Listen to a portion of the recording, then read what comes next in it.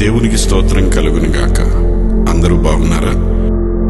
మనుషులు మీ సత్క్రియలను చూచి పరలోకమందున్న మీ తండ్రిని మహిమపరచినట్లు వారి ఎదుట మీ వెలుగు ప్రకాశింపనీయుడి.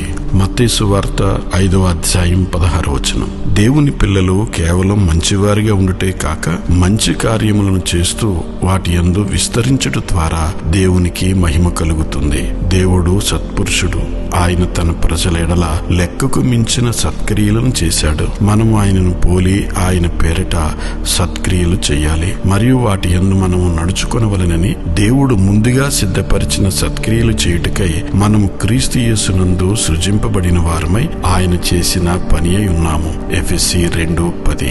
దేవుని యందు విశ్వాసం ఉంచిన వారు సత్క్రియలను శ్రద్ధగా చేటి యందు మనస్సు ఉంచాలని దేవుని యొక్క వాక్యం తెలియచేస్తా ఉంది. మనుషులు ప్రయోజనం పొందినప్పుడు దేవుని స్తుతించే మహిమపరుస్తారు. నీవు ఎవరికైనా ఉపయోగకరంగా ఉన్నావా? నీ వలన ఎవరికైనా ప్రయోజనం కలుగుతుందా? విశ్వాసులు చేసే ఉపచారము, ధర్మము మరియు ఆతిథ్యముల వల్ల దేవుడు మహిమపరచబడతాడు.